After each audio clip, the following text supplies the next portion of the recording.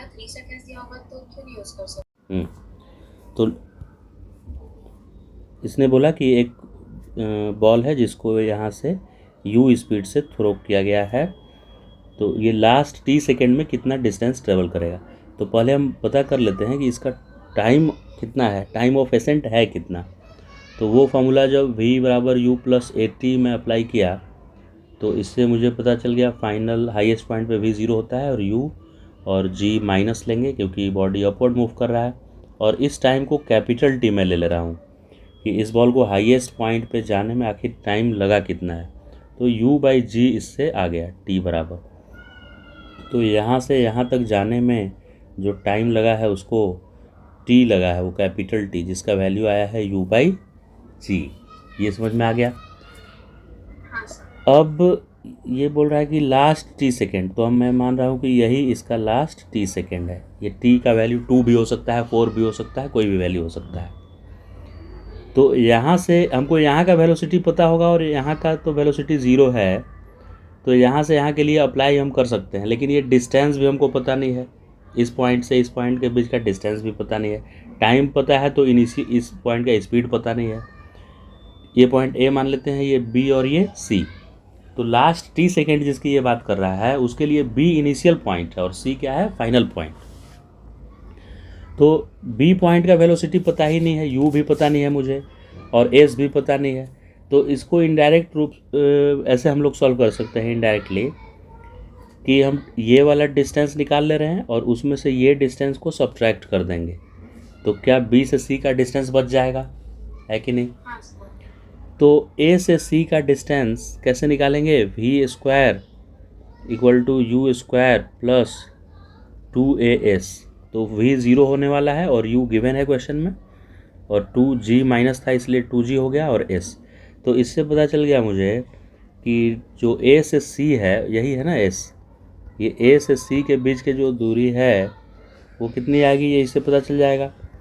s पहले निकाल लेते हैं, ये आ जाएगा 2gs बराबर u स्क्वायर, तो s बराबर u स्क्वायर बाई 2g। और ये जो s है वही a से लेकर और c तक का दूरी है, u स्क्वायर बाई 2g। अब a से b का डिस्टेंस निकाल ले रहे हैं हम लोग, a से b में ये फॉर्मूला काम नहीं करेगा, v square equal to u square plus 2s। क्यों नहीं काम करेगा, क्योंकि यहाँ पे वेलोसिटी 0 थोड़े ही हुआ है कि नहीं।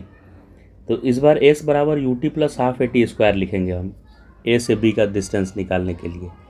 तो a से b के लिए u और t कितना लेना है मुझे, देखिए टोटल टाइम था कैपिटल T और ये वाला टाइम है t। तो a से b जाने में टाइम लगा होगा capital T minus small t, right. तो s equal to ut, t minus t plus half g minus g लिख देते हैं, और t स्क्वायर मतलब t माइनस स्मॉल t का स्क्वायर। ये डिस्टेंस कहाँ से कहाँ का हो जाएगा, a से b का डिस्टेंस, राइट। क्लियर है इतना? तो ये आ रहा है SAB बराबर, ब्रैकेट ओपन करिए, u capital T minus u small t और माइनस g/2 और t square plus small t square minus 2 capital T small t, right.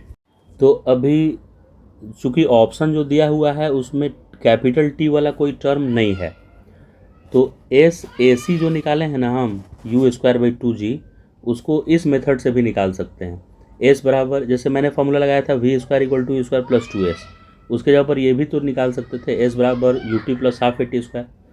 तो a से लेकर c तक का डिस्टेंस निकालने के लिए टाइम पूरा लेना पड़ेगा मुझे, ut minus half g capital T square.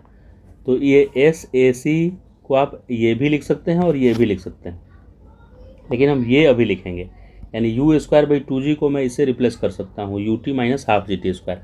ऐसा मैं क्यों कर रहा हूँ, क्योंकि मुझे t स्क्वायर वाला टर्म कैंसिल करना है। तो ये जो u स्क्वायर बाई 2g था ना, इसको मैं लिख दिया ut minus half GT square, और आगे का term copy, minus ut plus u small t plus GT square by 2 plus g cap small t square by 2 minus g capital T small t। तो अभी ये ut से ut cancel हो गया, और minus half g t square से plus half g t square cancel हो गया, राइट। अब आ रहा है, देखिए ये जो कैपिटल टी था ना, कैपिटल टी, उसको इससे रिप्लेस कर देना है u बाई जी से। तो g से g कट गया, तो ये क्या बच गया, माइनस यू टी। तो ये प्लस यू टी, ये माइनस यू टी कट जाएगा, तो खाली आ जाएगा जी टी स्क्वायर बाई 2। यही आंसर है इसका, जी टी स्क्वायर बाई 2।